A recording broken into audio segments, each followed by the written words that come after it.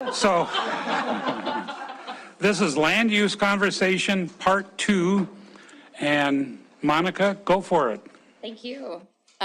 Kevin tells me this is my moment to shine. So I'm so glad you could be here for it.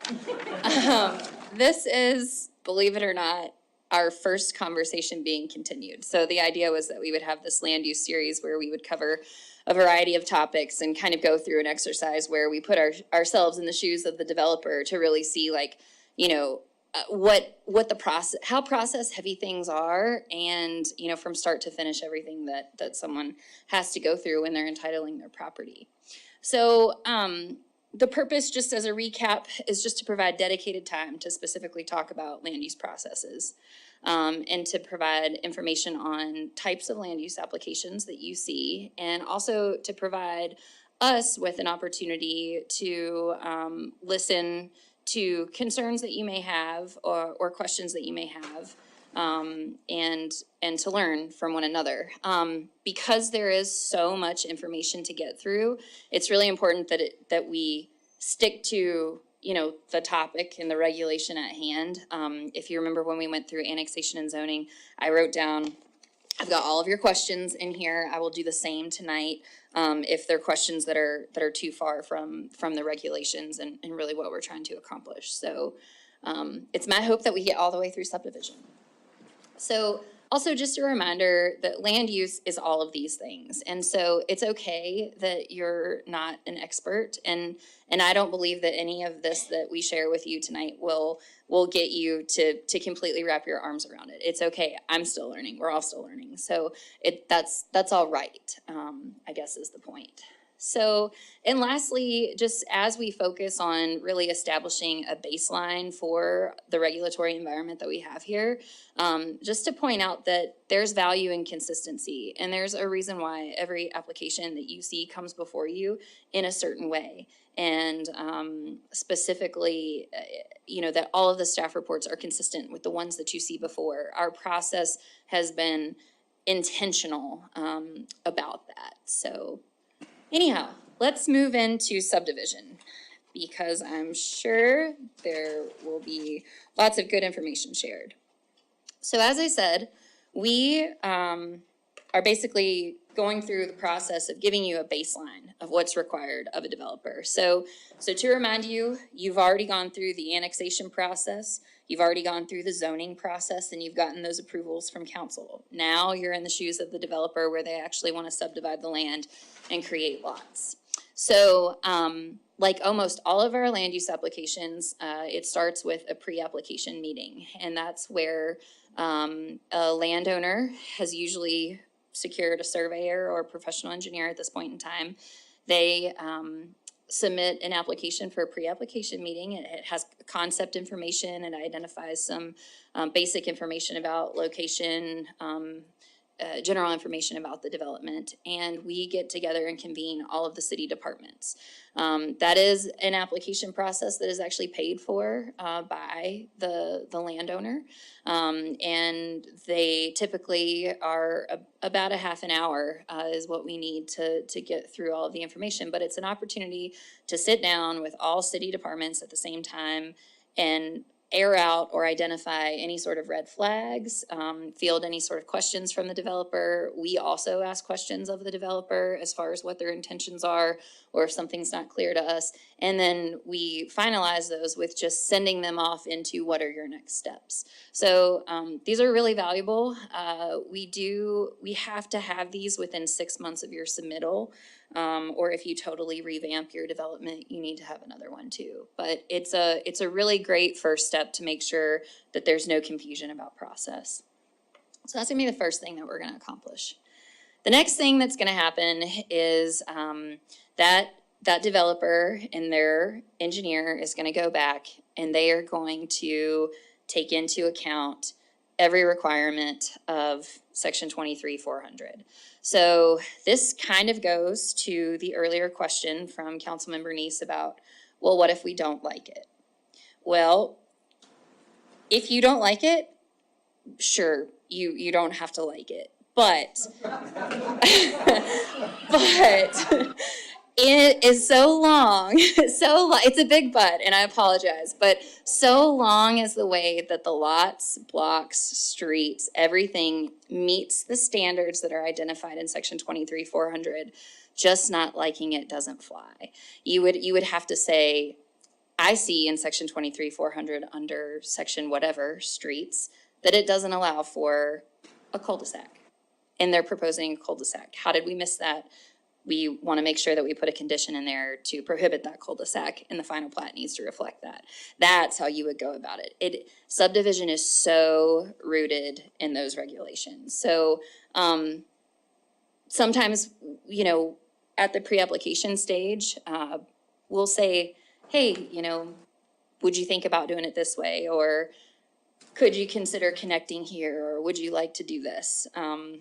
But ultimately, when we're going through and checking for consistency with regulations, we have to measure it against the design standards that are laid out in section 23-400. And I won't read all of these out loud because I know you can, but these are all of the topics that are hit on that must be addressed with that preliminary plat. So it's very comprehensive. And I just want to state that any deviation from these development requirements requires a variance. And I just want to point out, because I know Councilmember Purington, you've had questions about, well, when do variances go to the Board of Adjustment versus when do variances come to council? In subdivision, these do not go to the Board of Adjustment because council is approving or denying subdivision. So these are included with your recommendations, and they do have a different set of criteria than zoning variances, and the criteria is laid out in the subregs, and I've actually got a slide on it later. It was the next slide, actually. So variances are handled in 23-1101, and there are 5 criteria. And like I said, these are different than the zoning criteria. And with any application that we have where a variance is requested, there's always an Appendix A, or an Attachment A, rather, I'm sorry, that is included with all of the staff reports, and it has all 5 of these criteria specifically addressed.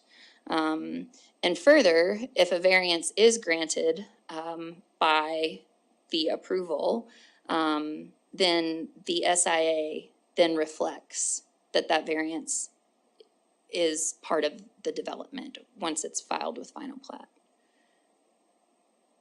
So, I don't know. Do you want me to go through the 5 criteria or keep moving? Number 4, okay, the variance will not in any manner place a subdivision in nonconformance with any adopted zoning regulation or the growth policy. So essentially what this criteria means is in our design criteria, for instance, we have information that also governs how lots must look. Well, in zoning, we also have requirements about lot width. Well, we would never want to approve a subdivision that then places that lot width in non-conformity with the zoning regulations. There are times where we do condition as a condition of approval, zone change approval for the subdivision, but it's rare. It mostly doesn't happen in that order because mostly people are already developing or subdividing land that's already been entitled with the zone that they're trying to develop. So in the instance where that is necessary, and I can only think of a county example right now, we've said, okay, well, your preliminary plat has a condition that requires you to get a zone change. If you don't get a zone change, you can't meet your preliminary plat conditions of approval, therefore you never reach final plat and the development can't happen.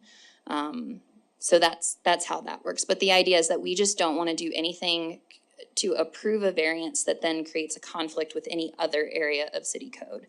That's what's at the fundamental of number 4. Just to clarify, just to make sure I understand. It can't be in nonconformance with the zoning because this is a variance for the subdivision, but the variance process is to deviate from some of the subdivision regs, right? Okay. Correct. Thank you. And it is specifically to deviate from a design standard. So it couldn't deviate from process in any way. It couldn't say, well, you know, we want to skip this, or we don't want to have a subdivision improvement agreement. It would say, you know, I want to exceed the maximum dead-end road length by 75 feet. That's what the variance would be for. It would not be for anything other than a design requirement. Sorry, I just have one quick question. I know I've heard Wyeth mention it a couple of times, and I know there's this ongoing conversation. When was the last time these subdivision regulations and design standards were adopted or updated? I mean, how old or current or contemporary are they? Sure. So Councilmember Owen, this format of these regulations, it was kind of overhauled in 2006. And then there have subsequently been amendments made to various portions of the regulations throughout the years. I think in the city, the last amendment may have been 2013. The county has made amendments sooner, so I may be confusing the county with the 2018. We are in a process right now with city departments, evaluating, going through, handling not only what has happened in legislative sessions that we need to have integrated into the regulations, but also just where maybe other codes have changed and we need consistency, or things aren't working as well as we hope that they work, and making some changes. So we are actively in that process, and you will be seeing amendments coming forward to you in the next year. Councilmember Neese? Thank you. I'm sorry, I didn't know we were going to stop and ask questions, but so I'm going to go back to subdivision. So if I saw a preliminary plat and I didn't like the connectivity of that plat, at that point in time, it's usually on the consent agenda, that's when I would separate it out and make amendment to say this is, I don't like this, it needs to have more connectivity to the adjacent property, or no cul-de-sacs, or through streets, something like that. Right. I would advise you to not say, I don't like this, so I want to do this. Right, I would advise right. you to say, I see that in the subdivision regulations, connectivity to undeveloped lands is required, and I don't believe you've adequately met that requirement. Yeah, and thank you for that, because that's actually what I see sometimes, and that's not sure that's how I articulate that, and that's what I'll try to do in the future, so that's, yeah. Yeah, and I would also just reiterate to all of you that, you know, if you are reviewing your packets and you are curious about something looks funny or you think it doesn't meet standards, definitely email us, ask for that clarification. If you have a concern that you're wanting mitigated, just simply say, like, what's the best way that you think I can accomplish this, you know, within the framework? Happy to do that all day long. It's a whole lot easier to do that than to guess where something's gonna fall. But yes, Thank you. no problem. Okay, so moving on from variances, another topic that we cover in subdivision, which I know that you all are very interested in, is parkland requirements. So parkland dedication is based on lot size or density of developments.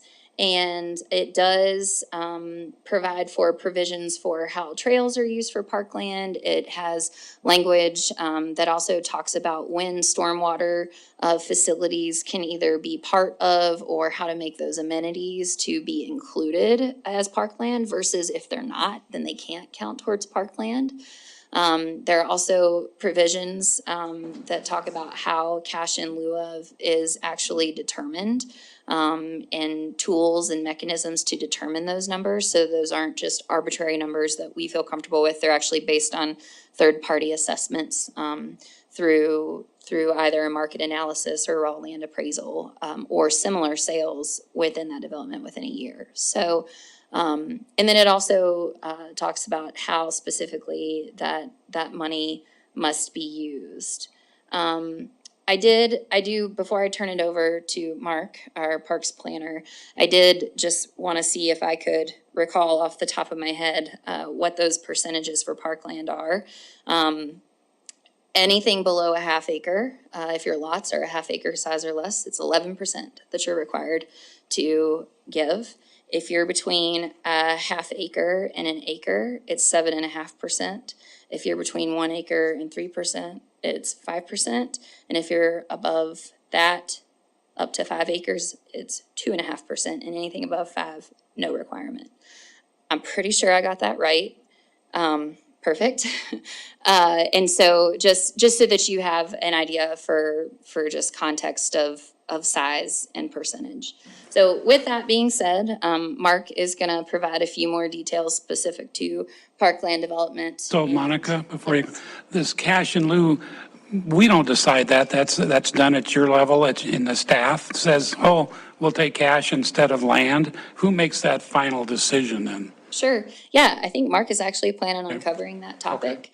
So I will turn it over to him at this time.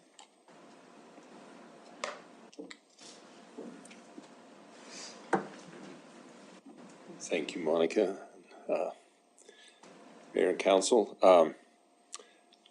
Let's see. Okay, on the right one. So the intended purpose for parkland dedication, of course, the primary purpose is for parkland dedication to provide open space and recreational opportunities for the community.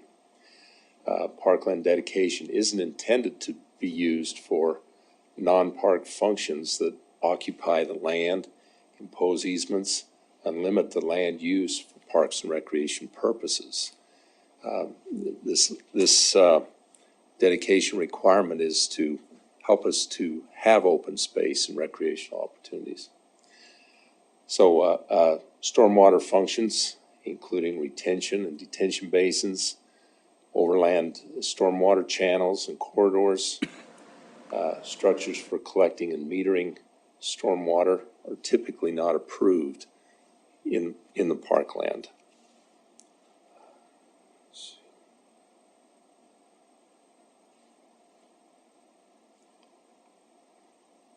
Okay, that's the thing, and Monica got them spot on. The only other thing at the bottom there, commercial subdivisions don't require parkland dedication. Factors for determining whether to accept parkland versus cash in lieu. These are some of the things that we look at. The distance from existing parks, for example. Access to the parkland. Sometimes there are barriers that are in place that make it difficult for people to access the parkland. For example, neighborhood parks. We want our neighborhood parks to be pedestrian friendly, to access them by walking to them. So things such as multi-lane collectors or arterials, landforms, water features such as ditches that don't have culverts over them for access. Those are the things that kind of that prevent people from getting to those parks easily.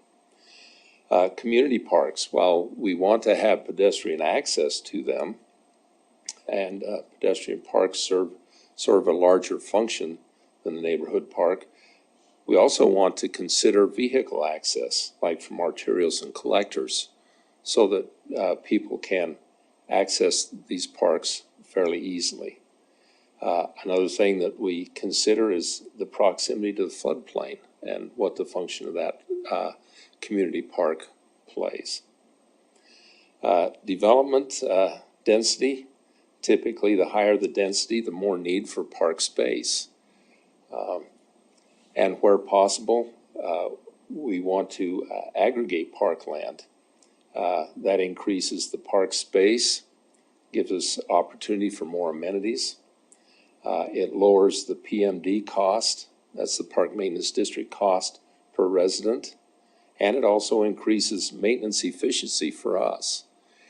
One example of this is out about 46th West, there's River Rock Estates, and they were required to provide a 5-acre parkland dedication. And Rimrock West Park, which was about 10 acres, was right next door to it. And so what we did was combine the two. So now that there's about 15 acres there, that can service all 3 subdivisions within walking distance. So that was a successful merger of those 2 parkland dedication requirements. Other factors, the configuration of the proposed parkland. For example, we like to see street frontage at least on 2 sides. This helps in crime prevention through environmental design or SEPTED principles. One of the most important things that our community wants is to feel safe in parks. And so if the park is open and police can drive through easily and see what's going on and do their policing functions, that helps people feel a lot safer. The shape, the slope of the land helps to maximize the park amenities. Proximity to hazards. Sometimes we're concerned about hazards there that could be a problem to people who go to the parks. Preserve unique landscapes that serve as an amenity. Access to the Heritage Trail System. I'm talking about a dedication for trail corridors. Trails, as you know, are an integral part of the alternative modes of transportation in our community and the recreation. We view every park as a trailhead. These connect all the parks to the trail system, and it allows people to access the trail system from parks in their neighborhoods. And it also allows people to access the parks from the trail system, so people can visit other parks. Trail corridors provide connectivity throughout the community. They provide safe access, they avoid the pedestrian and auto conflicts, and afford recreational opportunities. Where trails don't run through the parks, the parkland dedication can provide a corridor link within that subdivision.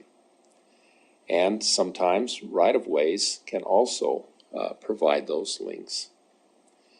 Our goal is to make trail corridors 30 feet wide as a minimum, with a 10-foot wide trail. This provides a more open feel to that corridor. It allows for run out on both sides of the trail. So if somebody loses control, say on a bike or something, they have some time and some space to recover. Or if they need to get off of the trail for whatever reason, there's space for them to do that. And my bottom thought is covered up there. The fencing along the corridor. Oh, that's correct, yeah. Also, we discourage privacy fencing along those trail corridors. Because, again, this is another SEPTED principle. If there's eyes on the trail, then people feel safer. If it's necessary, police can be called. We don't want them to feel like somebody's running through a cattle chute to get from one end to the other.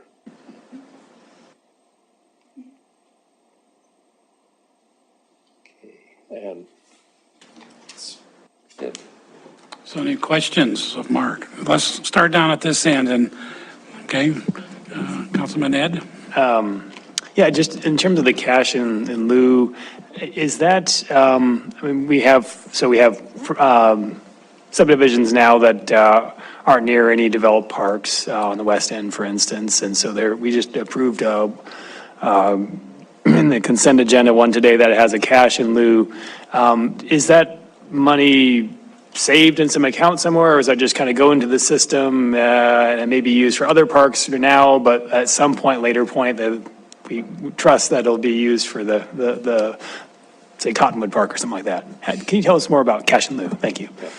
Well, cash in lieu, the intent of that is to, if cash in lieu is given, it's to benefit in some way the subdivision that provided that cash in lieu. So that money is held in an account and is used for that purpose. It's not siphoned off for other things. Councilman, anyone else? I reserve the right to question later. Councilmember Owen? So first of all, that citation is not correct. It's 621, not 601. In the Montana Code, 763621 is the citation. So one of the factors that wasn't listed in deciding whether it's parkland dedication or cash in lieu is what the statute says, which is the council decides if they're going to accept park, cash, or some combination of both.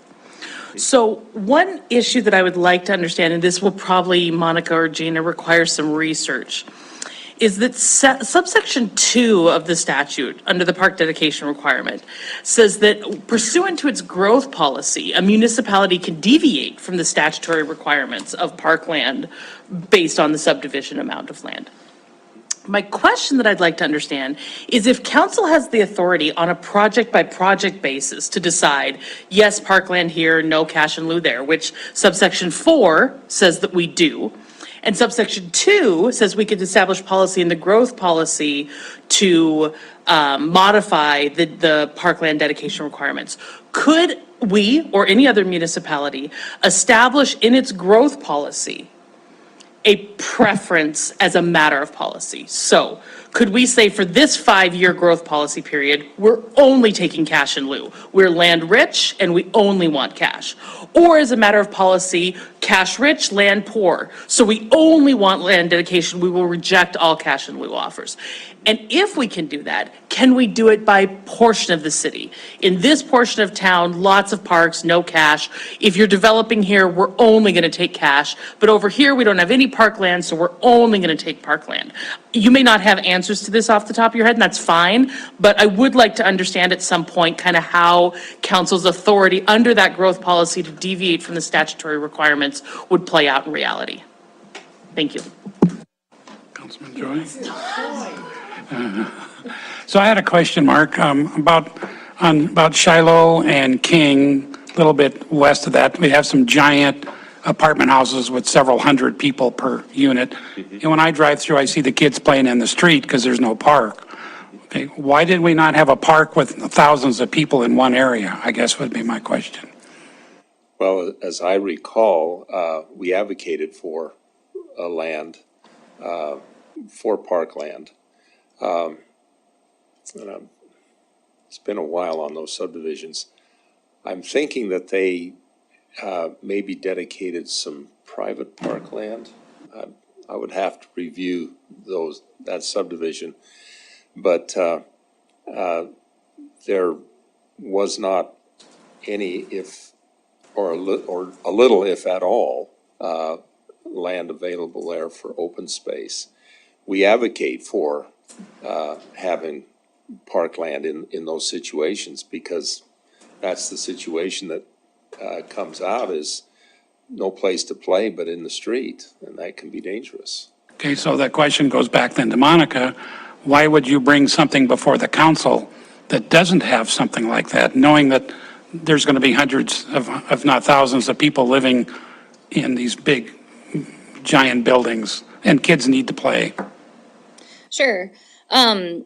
I think the very honest answer to that question is that the way that the regulations are written, it says that you need to give preference to the developer's preference. And so I think that has really been a rule of thumb of how we've proceeded. I think that there definitely is also language within the statutes that would allow us to do more, for sure. And I think it just hasn't been past practice. I know we have talked with parks in our subcommittee meetings where we're looking at and reviewing and proposing changes to the regulations about, what can we put in here? Like, what can we expressly state really to help guide these developers in the right direction, and we do believe there's flexibility to do that. But truthfully, the honest answer is past practice. So it's not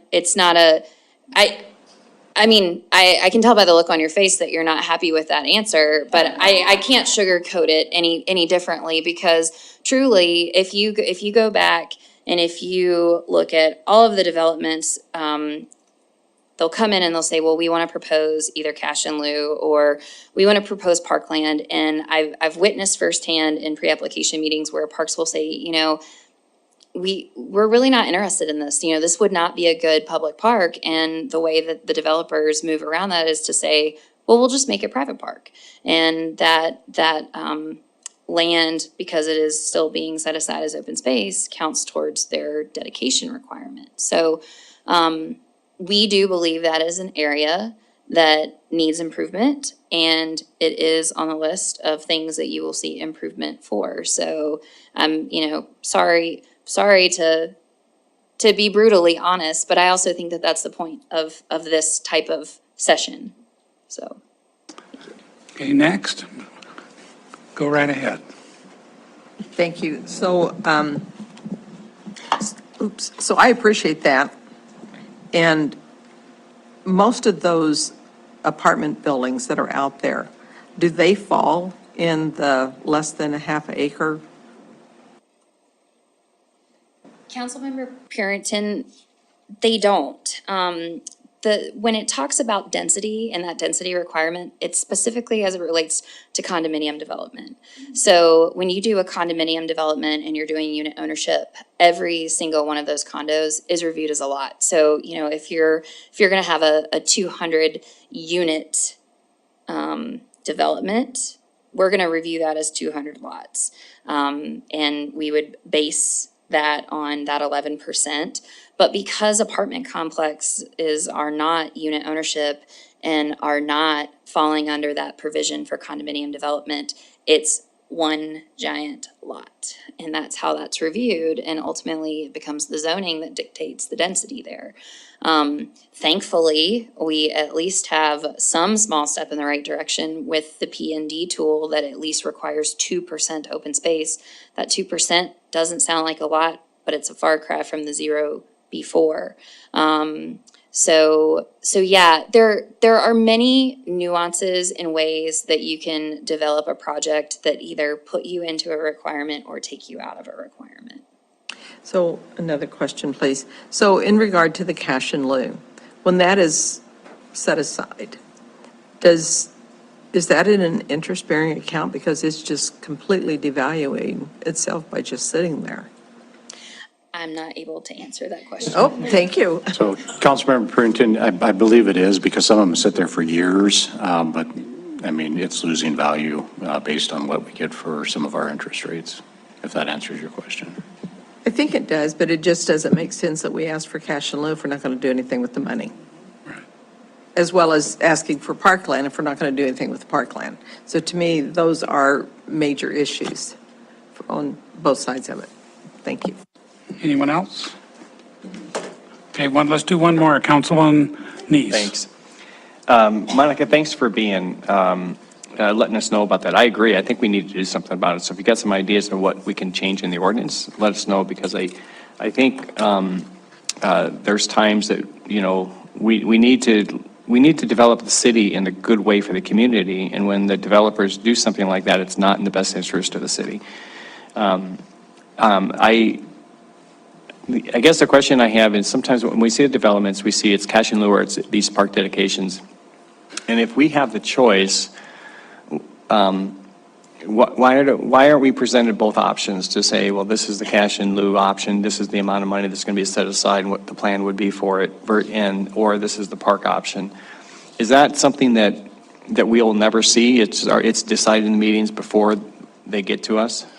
Councilmember Neese, I think the best way to go about it is, parks recently, in the last few years, did an entire comprehensive plan.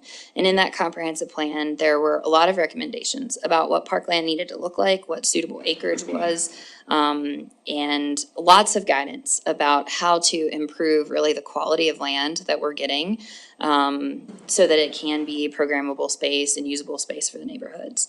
That is absolutely what Mike and Mark are bringing to those meetings and saying, this is our comprehensive plan, these are our priorities, these were the goals that were adopted here, this is what our parkland needs to look like, and specifically getting language into the regulations that guides that.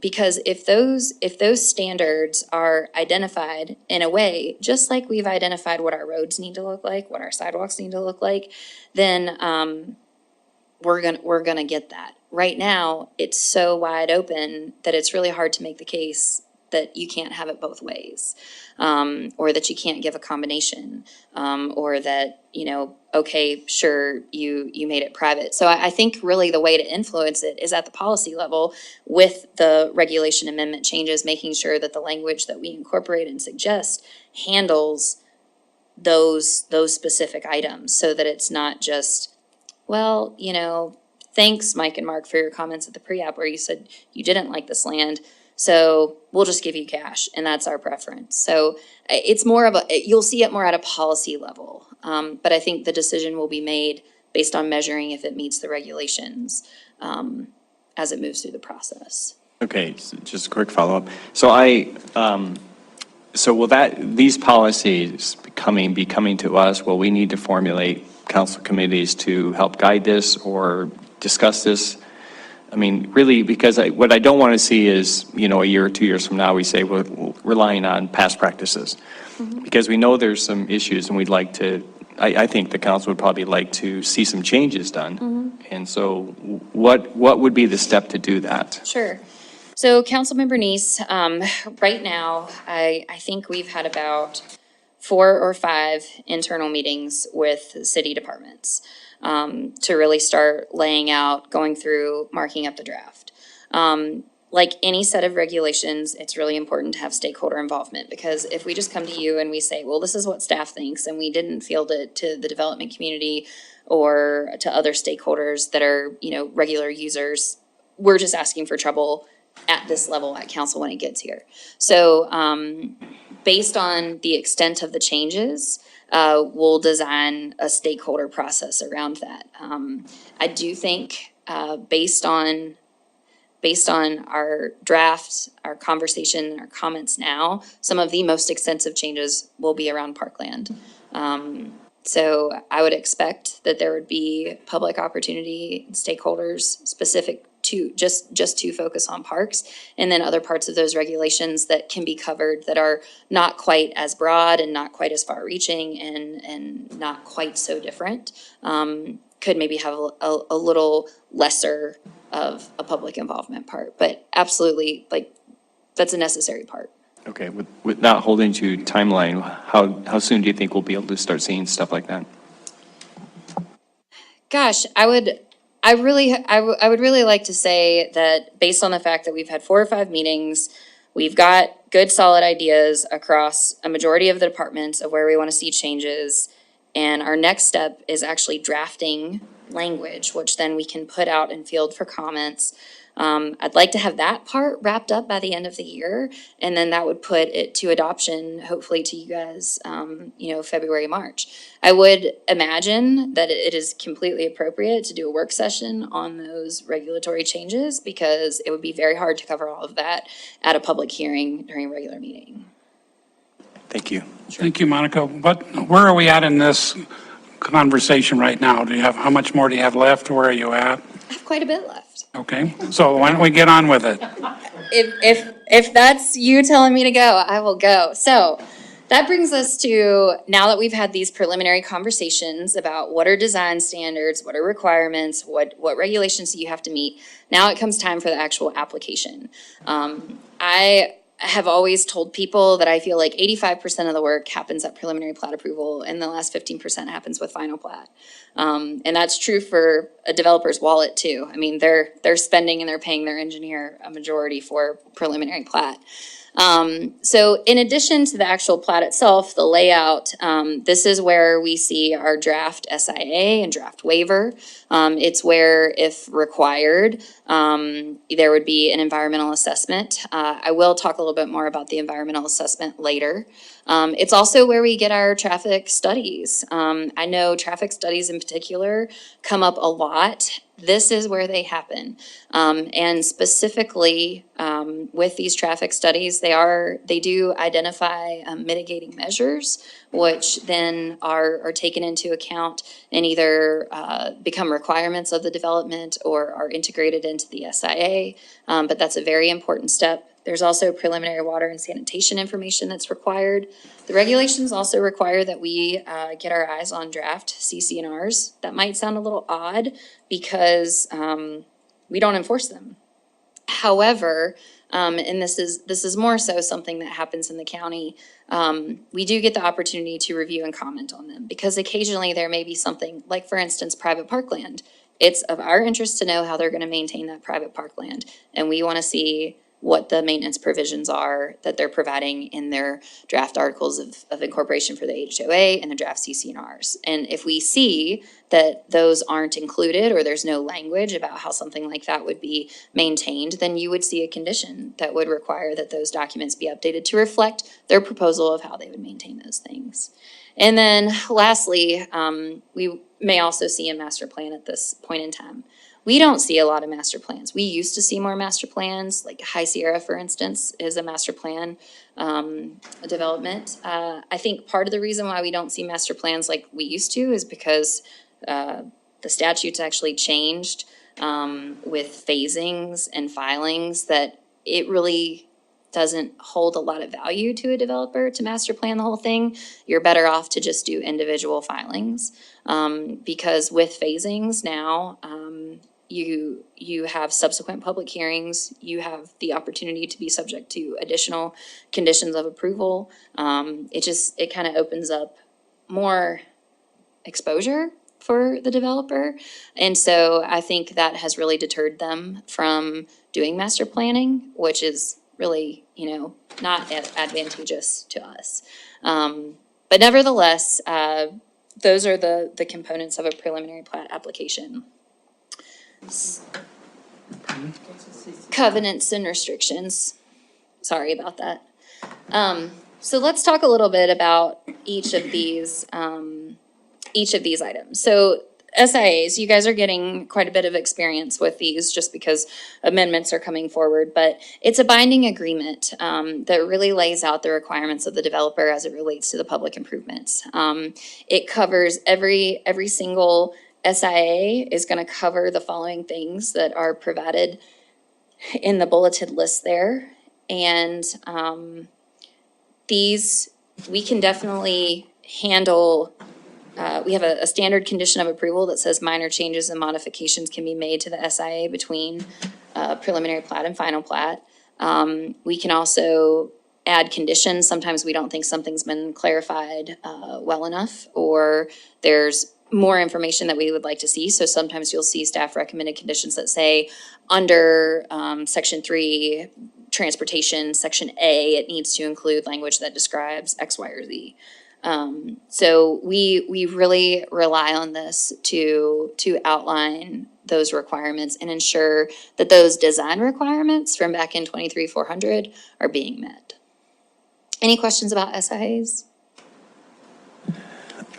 I'm sorry, I have a question going back a slide because you made a comment which I thought was interesting. You said 85% of the project in the costs and things like that is in the preliminary plat, and we rarely see it just kind of comes by us and on consent.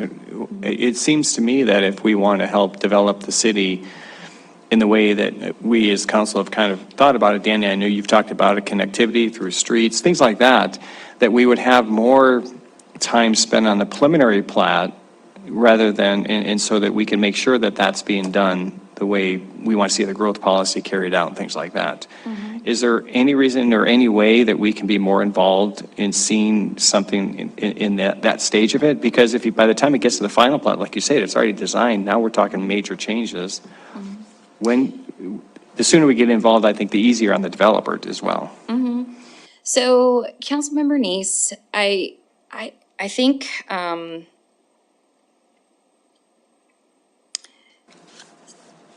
the design standards for subdivision regulations are so specific. You know, really, if you think about it, what the road is gonna look like. I mean, we're not in the business of dictating specifically, your street needs to run this many feet, and then it needs to connect down here. There is enough guidance in those design standards that there is consistency in what's coming before you.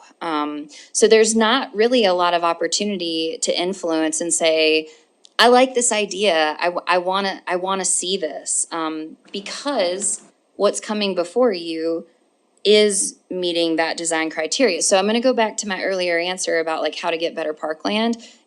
My same answer applies. Making changes to design requirements is how to have the greatest influence on really not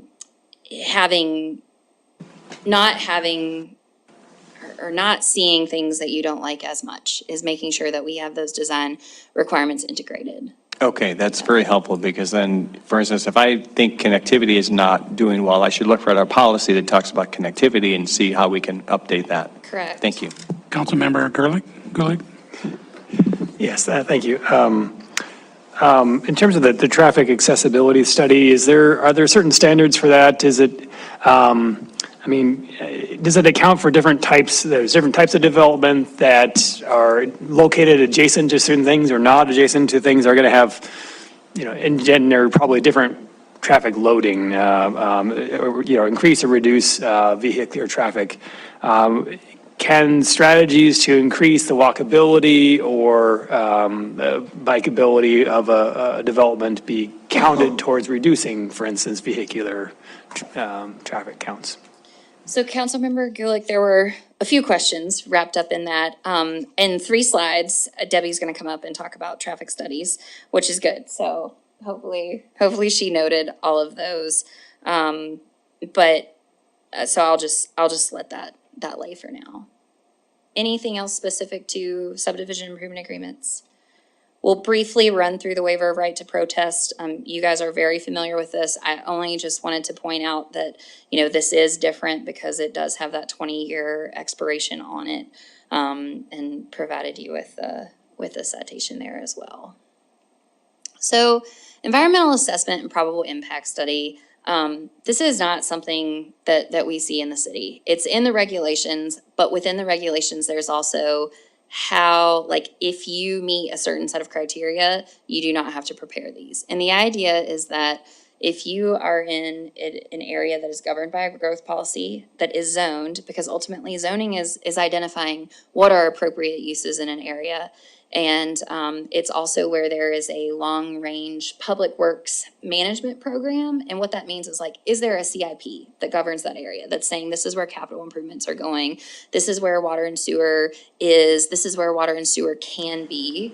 Well, the city of Billings checks all of those boxes. Smaller towns, you go to, any small town, they may not have a CIP. Yellowstone County, for instance, does not have a CIP. So we see these documents for Yellowstone County, but we don't see them for the city of Billings. And it's because they meet that criteria to not have to submit, because ultimately the idea is that there's already been a significant amount of analysis done in these outside efforts. So just wanted to briefly touch on that. And I believe now is where the real star of the show can tell you all about traffic. It's an expectation. Get excited, guys. Get out of this. Okay, traffic is always the star of the show. So yes, all of these, this is the point that they do the traffic accessibility studies if they are going to generate more than 500 vehicle trips per day. So if it's less than that, we don't look at that, but anything over 500. And these are basically what's in there. I can go through them.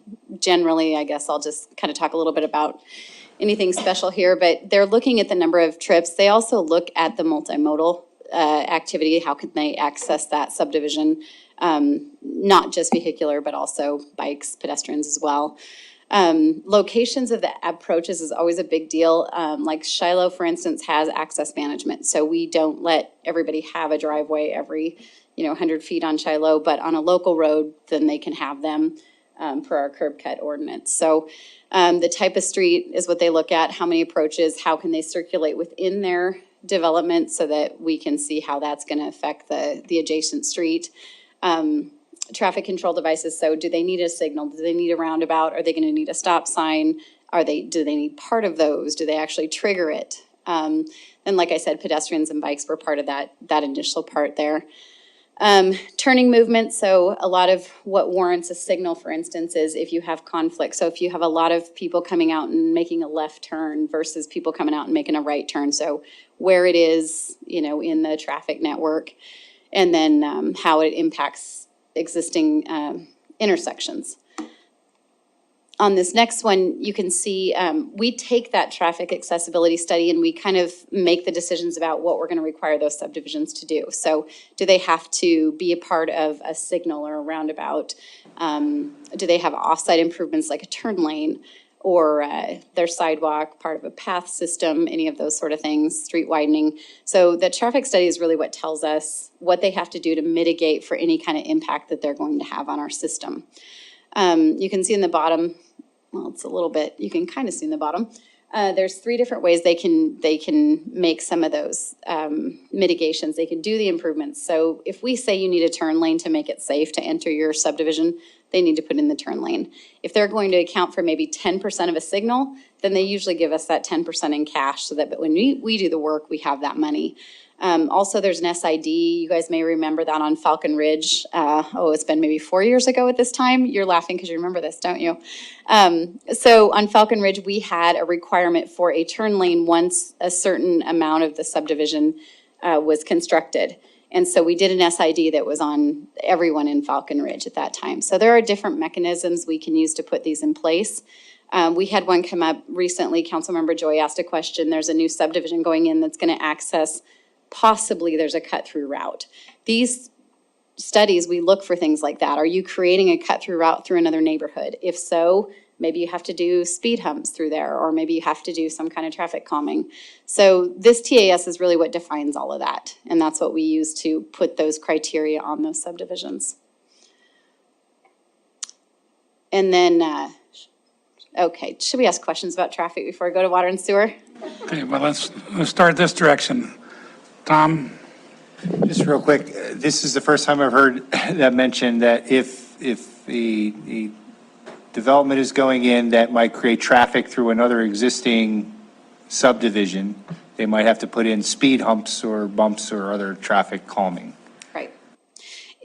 And there's really fewer of those than you would think. So many of these subdivisions access our arterial system, and the easiest way to get places is on the arterials. Right. But we had one that came up really recently. I really don't think it's going to cause cut-through traffic, but Aronson, for instance, we actually built that one. But when we built Aronson, we created cut-through traffic on the local part of Aronson, so we did it.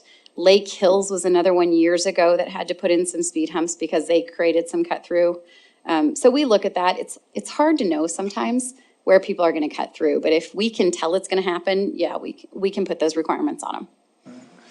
And one more, just real quick, you say if it's going to generate more than 500 trips per day, there must just be a rule of thumb for homes and other types of things that lets you know whether or not, you're going to get that 500 without doing the traffic study first? That's right. There are guidelines in our AASHTO that basically tell us how many trip ends that each type of facility generates.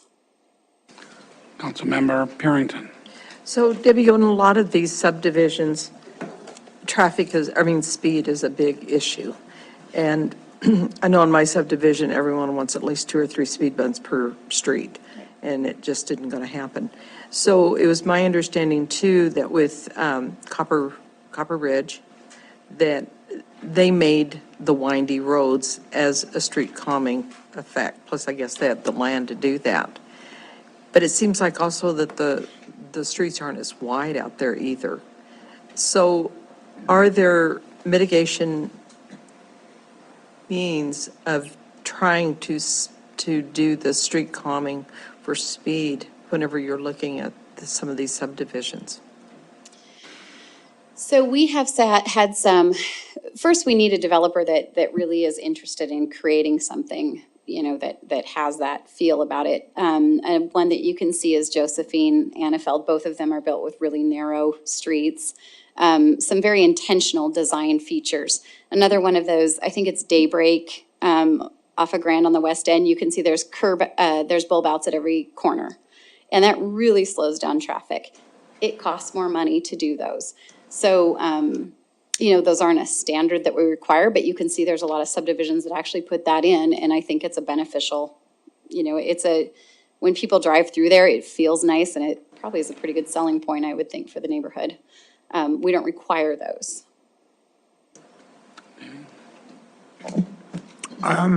So what are the initial assumptions when you go in and try to figure out traffic load?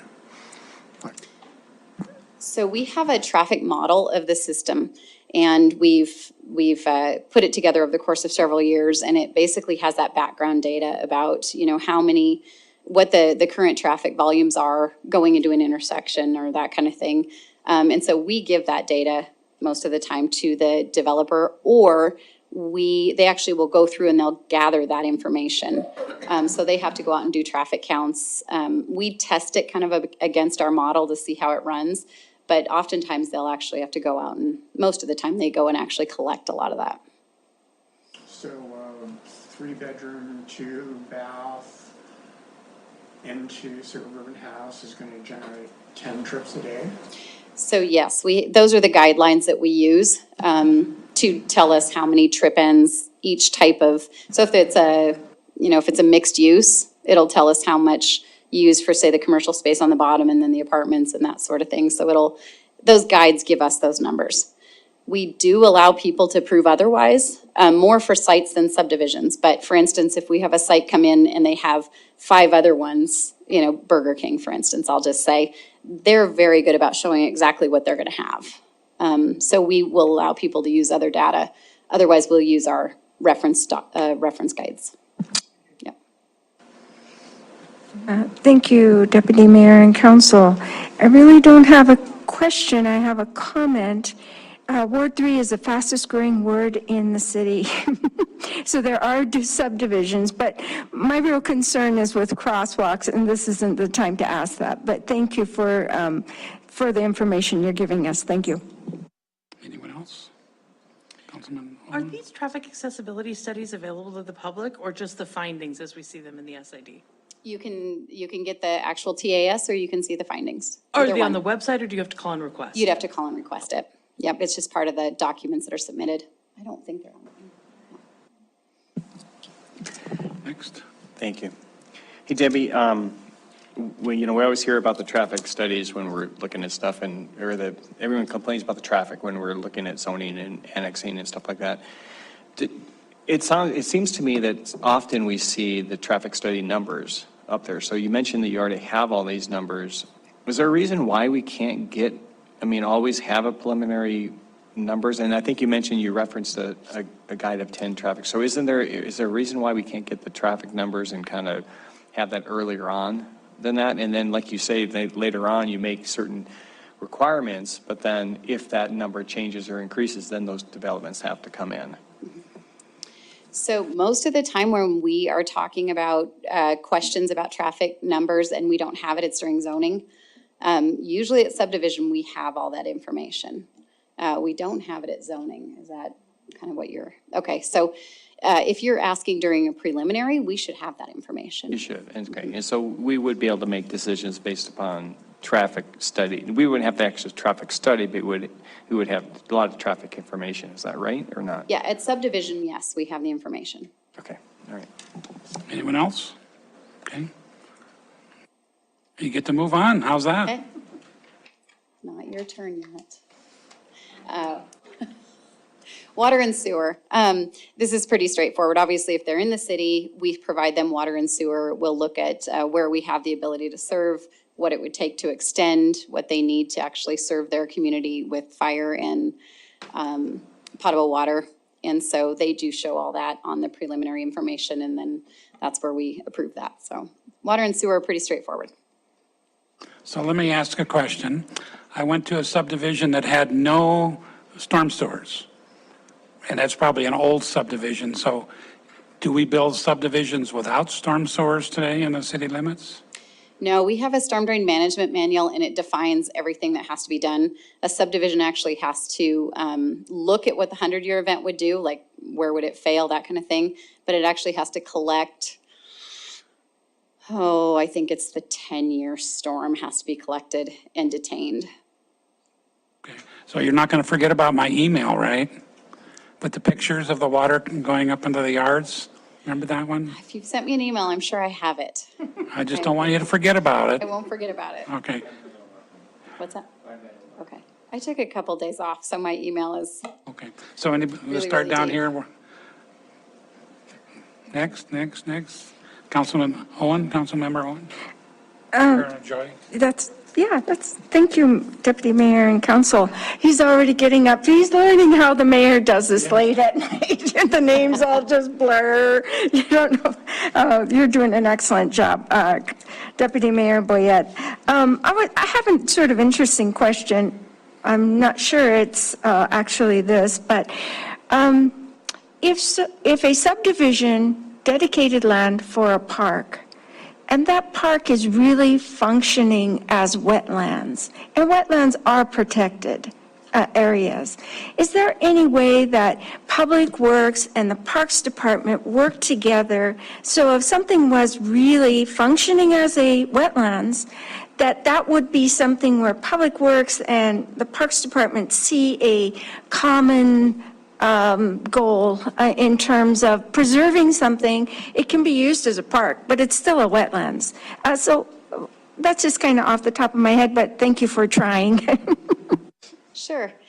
We have had a few instances where Parks and Public Works have actually put some storm and some park together. It has to be the right situation, the right place, kind of what you're pointing out. It has to be an amenity and also meet the purpose of storm drain.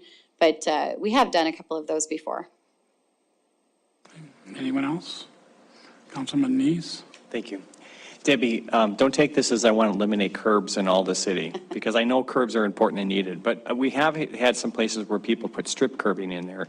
One of the things that I think we create is our own stormwater problem, because with curbing, you actually then push the water down the road, it gathers more, it goes down the road, and suddenly now you have to collect it and then process it before it goes back in the river. Is there any looking into doing more of this strip curbing where it's appropriate, so the water just runs into your front yard and just dissipates that way instead of having to be pushed down the road and processed? Yes, so we have done that in several subdivisions. It's a very well-documented and well-used subdivision technique to use roadside swales and rain gardens and that kind of thing on the edge of the road. We've had a couple that have worked very poorly. If you go to Reberg Ranch or Ironwood, both of those have a ribbon curb and then they use the roadside swales. People have filled in almost 100% of them. And so we get a lot of drainage calls and complaints. We've went back in, we've tried to reestablish some of them. It's been really difficult in a couple of those. So I think how we implement it is going to have to be looked at. But yes, it's instead of collecting it, using it in front yards is a great solution. Yeah. Thank you. Ed? Well, let's move on. All right. So I'm not going to spend any more time talking about these three things because I think I covered them enough when I mentioned them the first time. So that's really the components of an application. So when we get those documents in-house, we have a two-step process where we basically determine if an application is complete and if an application is sufficient. So we determine if an application is complete by, does it have documents that say that there's an SIA, that there's a traffic study, that it is what it is. That's what we first look at. Then within 15 working days, we have to determine if those materials that were submitted are sufficient. So for instance, using the traffic study as an example, if we have a requirement that they're done by a PTOE, which is a professional engineer that has the certification to do a traffic study, and we see that the traffic study doesn't say that it was done by a PTOE, it's not sufficient. So we send it back. Or let's just say the traffic study didn't identify any sort of mitigating measures, or their methodology was questionable at best. We're going to write them back and say, this doesn't add up for these reasons. We need you to resubmit. So, this is a really important step. Once we've determined that a subdivision application is sufficient, then we start into a ticking time clock for the governing body making a decision on it. So based on the number of lots, you will have anywhere, and this is for major subdivisions, you'll have anywhere from 60 to 80 days. So there's a lot threshold that basically puts you into that 80-day mark. We actually review 99 out of 100, we're going to review on the 60-day mark all the time, just because that's how we have our schedules set up. And then with minor plats, it's 35 working days. And those are governed by statute. So in that time period, once we determine if things are deficient, our planning staff goes to work in coordinating with other departments, making sure that any sort of outstanding issues or concerns are being mitigated through recommended conditions of approval. We are drafting the findings of fact. It's really important that we have a correlation with our findings of fact and the conditions that we impose. So, if council, if you said, hey, I want to put a condition on this subdivision that they need to make an intersection improvement that's 5 miles away, I'm going to tell you that's a bad idea. And I'm probably going to say it just like that. I'm going to say it's a bad idea because there's absolutely no way that we can draw a correlation that intersection 5 miles away that all these neighbors are complaining about is actually being influenced by this development. So the point I'm making is that in the findings of fact, you will always see bolded condition number 1, condition number 2, condition number 3, based on whatever finding that condition is rooted in. So if, let's just say the fire department had a request or something that they needed mitigated, we would say, in the findings under the effect on local services, that's where we talk about emergency services, we're going to specifically identify that particular issue. We do have language that says, the conditions need to reasonably minimize impacts, and that they do need to be proportionate to the subdivision that they're dealing with. So, for instance, maybe we'll have a subdivision that develops on the edge of town, and, maybe they need to make some sort of road improvement. And it's like, okay, well, this road is actually really benefiting more than just this development. We couldn't hinge the whole thing on just that development, just because we have a moment of opportunity. We would actually have to say, you have to contribute your proportionate share of what that improvement is. So that's just something that's important. And then we've already touched on variances, so I don't need to do that again either. So the findings are identified in state statutes: agriculture, water user facilities, local services, natural environment, wildlife habitat, public health and safety. These can be broad. Public health and safety is broad, for instance. Wildlife and wildlife habitat, we do reach out to Fish, Wildlife, and Parks. They comment on almost every subdivision. Almost every subdivision may be at risk for turkeys, for instance. We don't get a whole lot from Fish, Wildlife, and Parks saying, that we're dealing with protected species or a protected area. If we did, we would certainly do something to incorporate that and include that. When it comes to agriculture or agriculture water user facilities, we certainly identify if something has been used historically for agriculture, but just taking something out of production is not something that, is enough to make a negative finding. When we talk about agriculture water user facilities, those are ditches, irrigation ditches, laterals. Are we making sure that end users are not going to be impacted, that they're still going to get their water, or if there are water rights that are being dispersed. That's the word.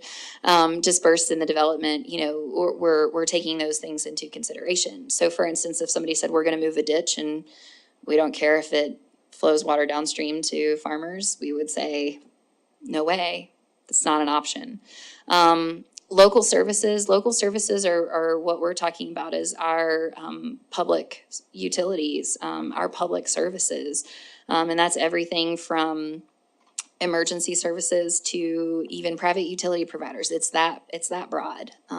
Any services that are required to provide that subdivision with a level of service that keeps it up to par. And of course, the natural environment is always going to be a little bit light in the city just because, again, going back to that idea of the environmental assessment and the degree of planning that we have in other tools and documents. So you're always going to have these findings, and you're always going to see a recommendation from staff that says that you need to adopt these findings with your motion. So now that you as the developer have gone through all this process and have gotten your application, it's going to go to the planning board. And this is where there's going to be a public hearing held. And it's actually going to go to the planning board twice. The planning board will have a plat review, which is basically where the developer as well as staff presents on the development, fields any questions, provides information, or if there's unanswered questions or something that we can research between plat review and the public hearing, we'll take that opportunity for that 2 weeks and find out or do our best to research and provide additional information. The planning board then holds a hearing at their second meeting of each month. And ultimately, it is the planning board that considers what staff recommends. The planning board may make additional recommendations for conditions. They may recommend it based on staff's review. And if they do make additional conditions, they just need to articulate, which finding it's related to, and we'll make sure that it gets included in the findings of fact. So when property owners are notified for the planning board, they're notified that there's plat review and public hearing. It's very uncommon that we see public at the plat review. Occasionally we'll get some, but otherwise we're seeing the public at the public hearing level. So once we've completed those 2 meetings, then it comes to you all on the consent agenda.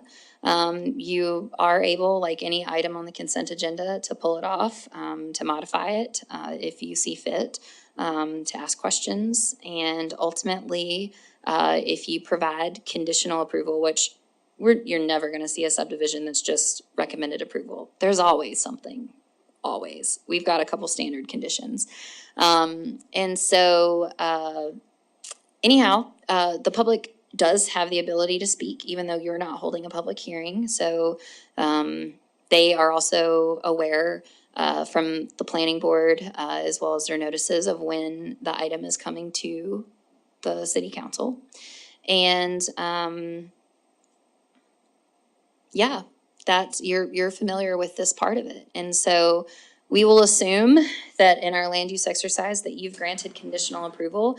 And so what that means is that the developer gets to go to work spending more money. This is when they're actually going to have up to 3 years, or with approval from council that could be extended beyond 3 years. But they're going to have 3 years to build their roads, get the lot surveyed, put in the water and sewer, all of those requirements that they're required to do. They're going to have 3 years to do it. And once they do it, then they can apply. And once they've met every condition and can document that they've met every condition, then they can apply for final plat.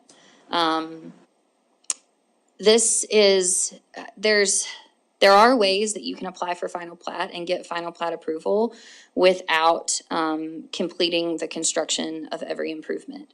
The only way you can do that is if you financially secure your improvements. So we never want to find ourselves, and when I say we, I mean the city, we never want to find ourselves in a situation where someone is selling lots that don't have roads constructed to them, that then we have no way to go in and build. I mean, that's just, it's obviously, it would put us in a disadvantaged position. That's why the financial guarantees are really important. And so typically what we see most often is people utilizing a letter of credit. That letter of credit does have to be a certain percentage. it's either 125 or 150% of an engineer's estimate of probable cost of what all of those outstanding requirements are. And then we hold that letter, and then ultimately, if they were to walk away, we would work with that lender and get that work done. Assuming that a developer does everything themselves, a lot of times it happens through a private contract in coordination with Public Works. But the 3 years, that's really where they need to, where the, you hit the pavement essentially. And once those improvements are made, then you're actually able to transfer and convey those lots as real property. The subdivision regulations do talk about not allowing people to sell lots where they haven't made their improvements. Like the money specifically has to be held in escrow. And that's really a protection, for those future lot owners that like, okay, if you went on good faith that, a developer's going to do this and for whatever reason they walk away, maybe it's bankruptcy, maybe they just walk away, that it doesn't put them in a disadvantaged position. So a lot of things are contemplated in the regulations. So And is there then any as- questions up to this point? So, Sure, go ahead. Councilmember Owen. Just a very quick question. When you went back, when we were talking about the planning board meetings, what kind of public notice is required? Do neighbors get a mailing like they do with zone changes or? Sure.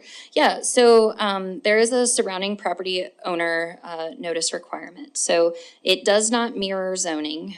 Zoning can have anywhere between 600 feet of required notification to a quarter mile if you're right on the border of city limits.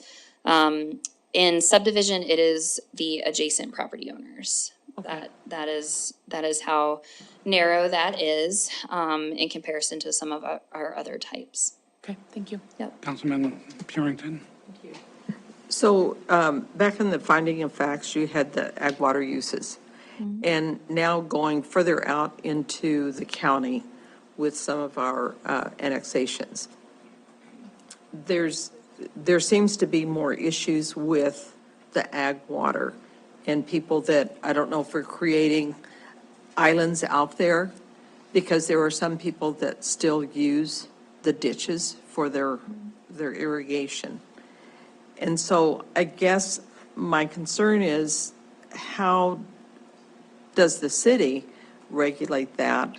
And just the discussions that we've had with the big ditches and, the different, like the one out on Shiloh at the roundabout there, there was the concern about that ditch. And we had one, I think it was part of, it wasn't Trails West, the one on the other side west of the school, the middle school. There's a ditch that runs through that as well. Sure.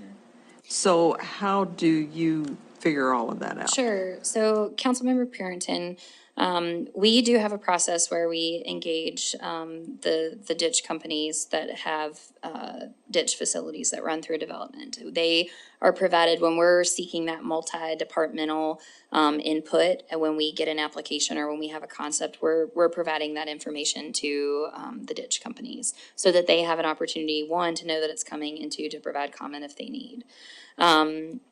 We don't have a lot of interaction from the ditch companies. Usually when they do, there's a specific issue that they're really trying to mitigate. We do know that there are some problems that ag users are experiencing just because of the development that's happening along. People put grass clippings in the ditch. People even put hoses in the ditch to take water that's not theirs. We're aware of those things, and we do what we can. But in terms of subdivision, notifying them that a development's happening, giving them an opportunity to comment, and then working with them to mitigate anything that they bring up is really what we do in the context of subdivision. The other stuff happens, we kind of have to take it case by case and see what the best way is to handle it. So follow up. So, and Debbie and I went through this, I don't know, a week ago or something. Different areas in Billings that have a ditch running through a property or across the street from a property. Someone wanted to know, who maintains that? And so that was one of the things that she said, there's actually a map that she has to go to, whether it's Public Works, whether it's Parks, or whether it's the ditch. And so are those worked out prior, like the one that was running through on the other side of the middle school, there on Grand? Are those worked out beforehand with either the subdivision, the HOA, no, we're going to take care of maintaining that ditch property? Or does the ditch company said, it's ours, we'll maintain it, and they don't? Or is that part of the parkland? I think some areas they've actually used that as parkland. So are those worked out in one of these agreements that we need to start looking for? Because I think it's an issue in some areas. Sure. I would say, Councilmember Purinton, that they're worked out to an extent, and we're always going to make sure that we take the opportunity to preserve the ag water user, their ability to go in and maintain and access the ditch. So we do a certain amount from the center line of each ditch. We'll formalize an easement and have it depicted on the plat. That's really important, and I think that helps. That's something that we're looking for, and if that's not included, we would have a condition of approval that says that easement needs to be shown and depicted on the final plat. Okay, thank you. I do like anything, especially when we're coordinating with people, it doesn't always go perfectly. And, we try and exchange information as best as possible and work through things as best we can, sometimes case by case. But we are looking to make sure that that the easement and access is always part of those plats. Councilman Neese. Thank you. Monica, a couple of questions. Just follow up on what she asked about the adjacent property owners being notified. Is that a state requirement or a city requirement to only do the adjacent ones, and can the city change that to be a larger area? Councilmember Neese, I'll actually have to look at that, just because I haven't looked at that statute in a while, and I can let you know. I do know that for subdivision, we are required to do certified mail to those, which for our zone changes, we do not do certified mail. Also makes sense based on the fact that sometimes we're, 700-800 parcels in a quarter mile on the edge. So, I've noted that. I will look into it, and we will follow up on that. Okay, and then one more question regarding, you haven't mentioned anything about protests in there. Do public protests have anything to do this, or is that only in the zoning and area? Sure, Councilmember Neese. Protest provisions, valid protests, those are strictly in zoning statutes. Great, thank so you. there is no mention of it whatsoever Great. in the MSPA. Councilmember Joy. Thank you, Deputy Mayor and Council. I have a question that's not specific to the subdivision process, and it's just a kind of speculation or an opinion on your part. How do you think a cost of services study would that have any impact, not on our process, but what we're bringing to our subdivision thinking or planning? Thank you. Councilmember Joy, 100%. I think the information that we get from a cost of services study is really important. For instance, sometimes I've observed that density can be a struggle. Density may be appropriate in some places. Maybe we need more of a mix of development in some places. But understanding what it takes from not only just a utility standpoint, but parks maintenance, all of that to measure then like what is contributing back to the city. There's always been this rule of thumb that residential development rarely pays for itself. And when I say rarely pays for itself, I mean rarely generates enough tax revenue to cover the expenses to provide services to it. Well, that's been this rule of thumb. It would really be nice to have the data to know, is it covering itself or is it not? So that's where I think a cost of services study could be incredibly valuable and influence decisions and influence policy decisions in a sense of, okay, well, right now, we have an annexation policy that says, we like a range of 4 to 7 units per acre. Well, how do we measure that 4 to 7 units? How does that stand up against a cost of services study? Is that number right on the money? Does it need to change a little bit? That cost of services study could really influence that. So, Monica, it's coming up on an hour and a half. I was going to ask the council, how much longer do you think you have in case someone would like a break or not a break? I think I have 10 minutes max. I really want to go for 7. So does any, And the reason being is because we're already, as developers, paving our streets and getting ready to sell lots. So our next step is. Councilman Oh, sure. Repsis? I didn't get my question in on that. Oh, I'm sorry. That's gonna go into my 7 minutes. No. You can start after this one. I'm curious, because in this section, you talked about the traffic mitigation and the cost of that. We've got a $3.5 million project to widen and improve Rimrock Road. And of course, we wouldn't have to do that without any of all that development that's been going out there. So I'm guessing we don't have. I'm sorry. I'm guessing we don't have $3.5 million sitting around. We haven't collected it from all those developments that have basically created the traffic to make that project necessary. Do we? Or maybe we do. I'm guessing we don't, but there seems to be maybe a shortfall in how we're doing that assessment. And I don't know if we're thinking too short term or if it's just too hard to calculate. When Ironwood goes in and then 30 years later, because of all the other stuff that goes in along that road, we'd suddenly have to improve that road. Sure, cumulative effect. Exactly. Yeah, it does add up. So I think the best thing that we're doing, and we've even made some, and Debbie can interrupt me at any time if she needs. But I think one of the best small changes that we've made recently is in our subdivision improvement agreements in the past, we used to specify a specific amount that a developer would contribute to an intersection improvement. Now we define what that percentage is because we want to make sure that it's keeping accurate with what costs are when costs inflate like they have quickly. We want to make sure that we're not, losing money or already behind the 8 ball. So that's a small way in which we are capturing a proportionate share of these new developments and how they're influencing our network. But I don't think it covers it all. So I don't know if Debbie has something she wants to add. Please tell me you get the $3.5 million. Wouldn't that be great? What you're really talking about is impact fees, and we don't have them. Most communities, or a pretty good chunk of communities in Montana, do have road impact fees. We don't. It's something that we've looked into and haven't really taken that step yet. So we have some money, not that much. Okay. Yes, ma'am. Before Debbie goes away. So maybe I'm misunderstanding, but in a sort of similar vein, let's imagine that you have a development over on this side of a road that is approved and it's in its 3-year period, but it hasn't broken ground yet. And there's a new proposal that comes in on this side of the road. Does your traffic model account for this, even though it's not completed?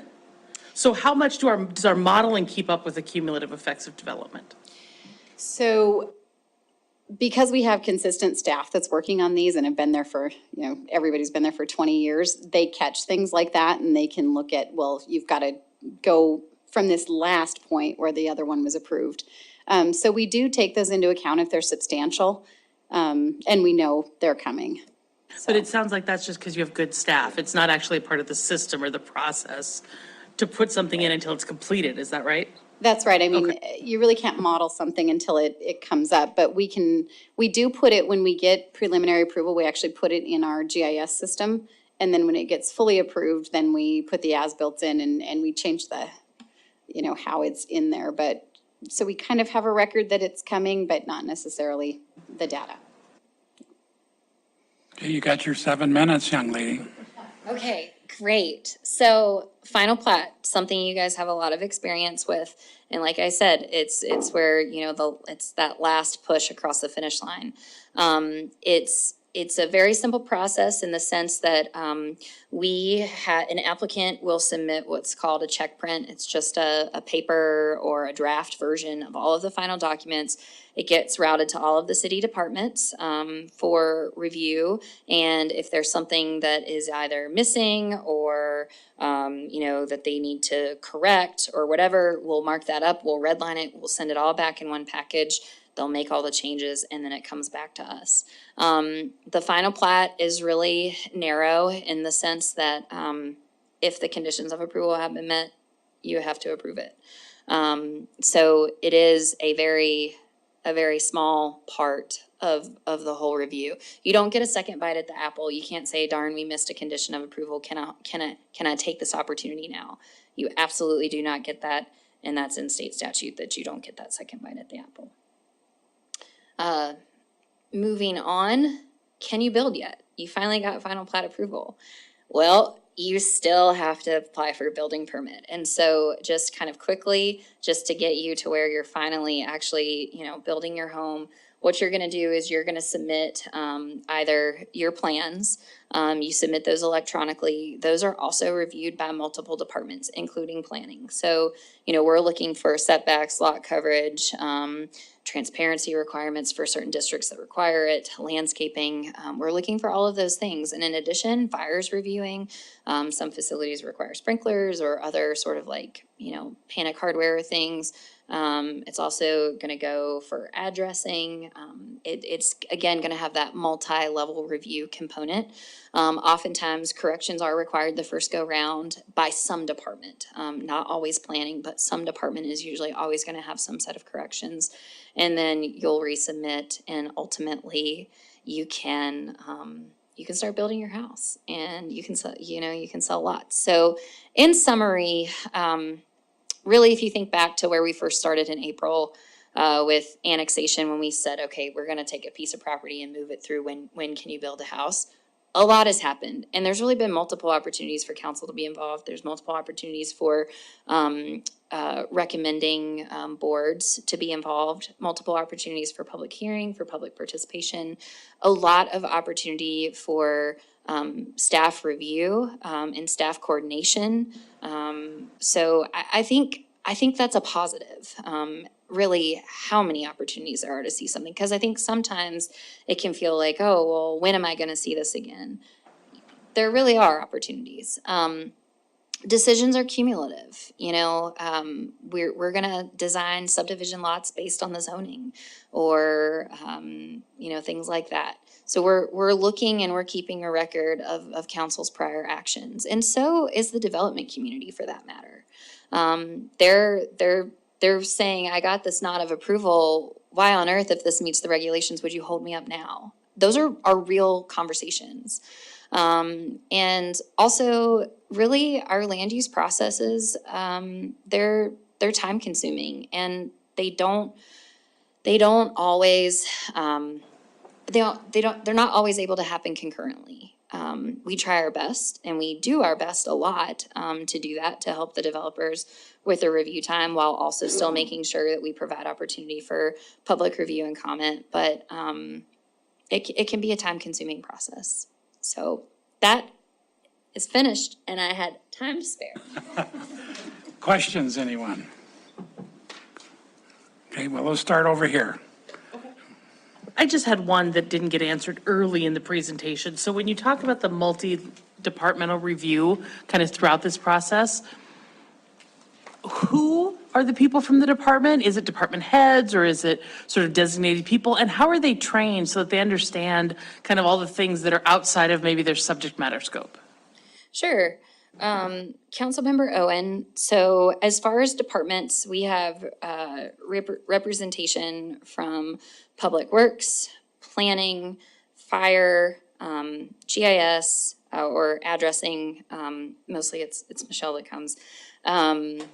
And as far as the staff that is there, it's the staff that are consistently working on subdivision. So it would be really, Anybody who works on subdivision in Billings would be really shocked to find somebody other than Chris Hertz and Joe Sheridan from Public Works at one of these meetings. And so there's a lot of consistency as far as just, the review, and you're not getting different people every time. You know who to pick up the phone and call if there's further questions after the meeting. You're seeing those same faces all the time.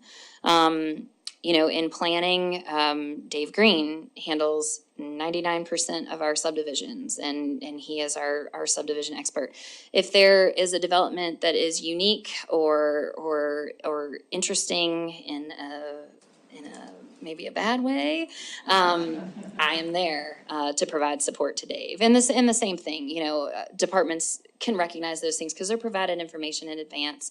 The fire marshal participates for the fire department, as well as we have our addressing coordinator. We also have parks. I didn't mean to exclude them. Sometimes we get Mike and Mark, or sometimes we just get one or the other. But a lot of times it's both.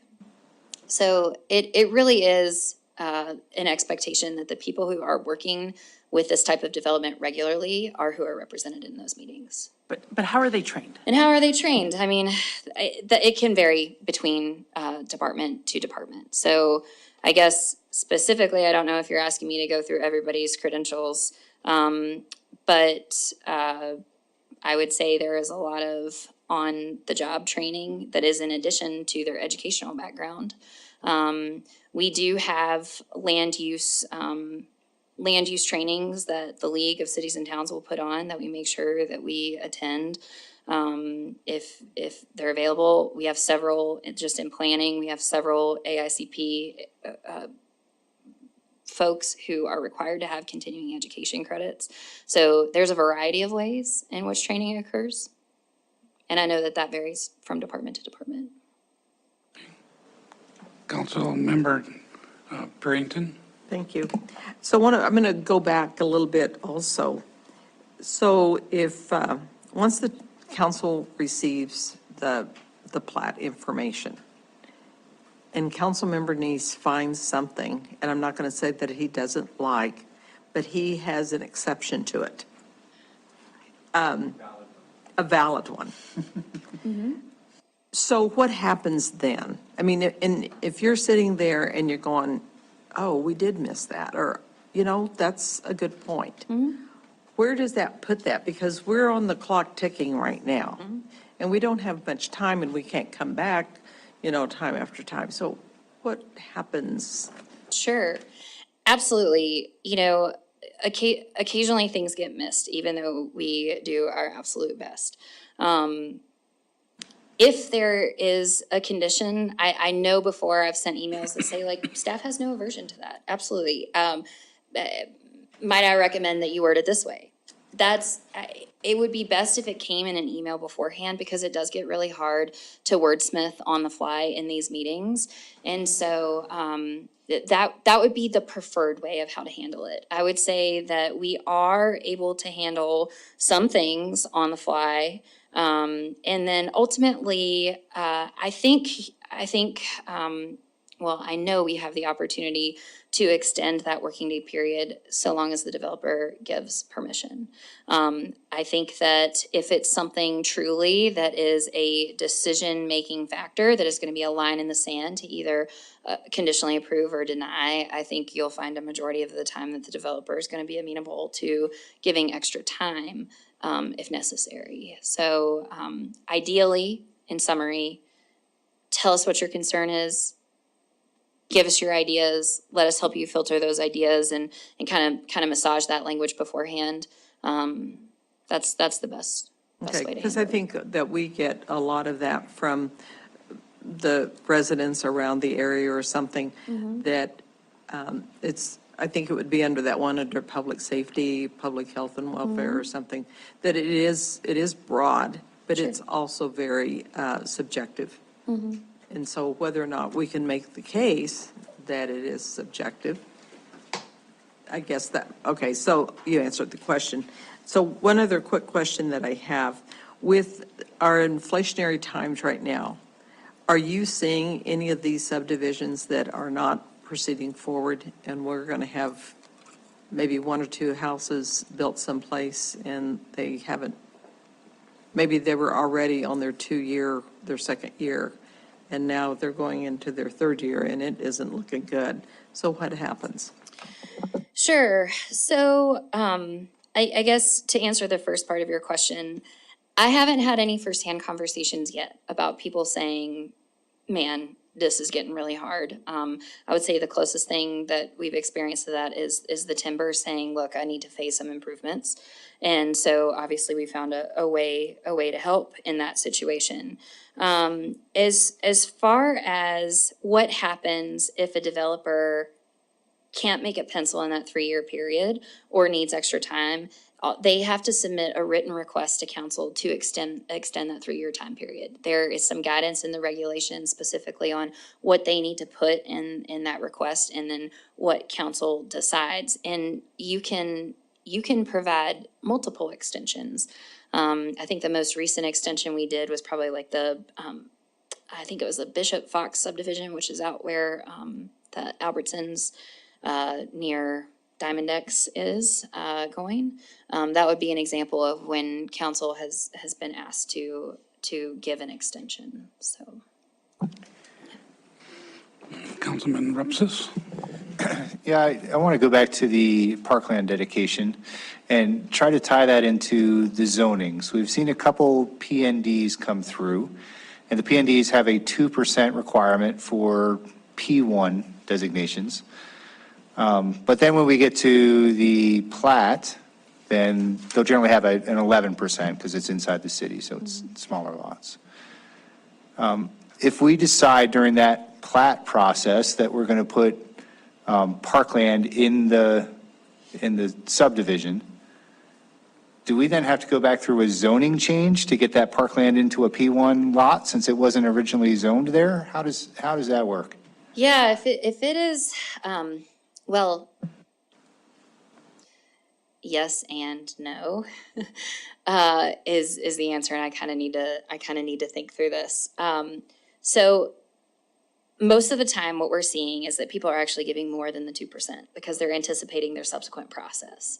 And it's to avoid that situation of having to go back after the fact and have to change that P&D zoning exhibit and come to council again for that approval. So we are trying to make sure that if somebody is coming before us and they're at the zoning thing and they really have an idea of what they're going to do, that they're being accurate in their depictions.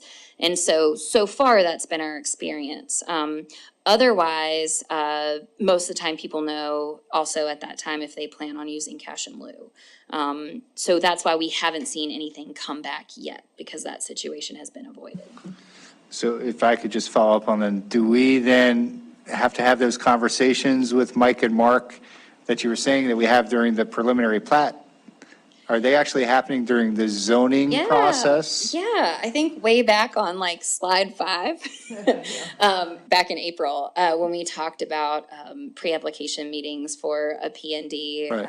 Parks is invited to that. Yeah, And, okay. yeah. But are they putting that level of detail into it at that point? It sounded like there were two different levels of detailed conversations. So They are. I definitely think that it is a much more like 30,000 foot view at the zoning level to say, okay, here's our P1, here's our acreage for P1. This is what we're doing, and they don't have to show. They can't show lots at that time because there's still so much to be figured out. Street network for one. So I do think that our development community, our engineers who are out there working with these regulations every day are doing their best to anticipate. And so far, they're making it work one way or the other. Where I think some of our questions on a staff side of things is the 2% enough in the P&D? Is it enough? It was a great starting point. But we're seeing developments that never have to come back for subdivision that are then only stuck with 2% because like some of these apartment complexes, they don't require subdivision. They're able to be developed without that. So they don't ever have to make up that difference. It's only when you come back and subdivide that you have a difference to make up. So I'm going to say what the mayor usually says. Let's see if we can wrap it up. I think Kevin over there has passed out by now. Let's, a couple of more questions. Council member Neese. Isn't this Thank early? you. I do have a couple more questions. Actually, I just want to say I supported that we had more parkland or instead of 2% for higher density units. And I think we need to revisit that. But going back to what Council Member Purington brought up about the extensions, you said you never get the second bite at the apple. During the extension period of time, would that be the time if we realize something happened that we could then make some changes at that time? No, because truly the request is, are you extending the amount of time between preliminary plat and final plat, and thus the ability to meet the conditions of approval to get final plat? So you're not actually revisiting the development itself, only the allowable timeframe. Got it. Okay, thank you. Anything else? I just want to say thank you, Monica. You've done a wonderful presentation, and you did good. Well, thanks. Kevin told me it was my time to shine. Yeah, thank you. So just as a follow-up, since I had more time left, we know that you have questions. I have questions from the first session. There are questions from this session. So we will be having a third session right now. We tentatively have it scheduled in September, I believe September 19th. And that's where we'll kind of come back full circle on the things that are left that are remaining to revisit. So thank you. Also, you take emails, correct? I do. So I see that there's public comment. Is there anyone in the audience that's still awake? Deputy Mayor, there is somebody online that has public Okay, comment. let's go ahead. Hello? Go ahead, John. Unmute. Okay. First of all, just want to say big kudos to everyone on the council, everyone on staff. This is a great conversation. Y'all don't have to be here for hours doing this, and it's great that you are. As a planner who works on, some of those apartment buildings that y'all are talking about, just a few things to note that, sorry, I'm excited. So we may not go, like a large apartment complex might not go through subdivision, but it will go through simultaneously the zone change and the annexation and the P&D. And the P&D, as I understand it, at that time, you basically lock in your block structure, your connectivity, and your zoning. So we are like drawing, some lines in sand about where property lines will be in the future in terms of where streets will be and things like that. Another note, just on traffic and traffic calming and putting in speed bumps and things like that to calm traffic. A speed bump is just one tool that we have in a whole array of traffic calming things that we can deploy. And like traffic isn't in itself dangerous. What's dangerous is momentum, right? Mass and velocity. Is cars, big, heavy cars moving fast. That's what's dangerous. So slowing those things down, the curbs, there are around Midtown at like 6th and Lewis, there are some it's not a whole curb that bulbs out, it's just a little obstruction. Works great to slow cars down, a lot cheaper than a whole curb. Maybe in time, a curb, the private investment would justify that curb bulb out, and just at the time of approval, initial, we can do something cheaper. And just to wrap up, all these regulations are born of the police power to protect health and safety. And a lot of times the conversation focuses around the impacts of acting, of developing, when I think we should also consider the health and safety impacts of not providing housing supply and how that affects how those high costs, right? Because supply and demand is a dynamic that plays out in the housing market, and how not building, not providing that supply will push development to the county and will contribute to our undersupply problems. But then again, just thank you all very much. Great conversation. So happy this is happening. Thanks. John, can I get your address for the record? 239 Avenue F as in Frank. Thank you very much. Anyone else, Kevin? We'll close number 1 and council discussion. We're done. Okay. Can we wait until the mayor gets back? So how about public comment on non-agenda items? 3 minutes, come forward, say your name, give us your address. We don't see any, let's go home.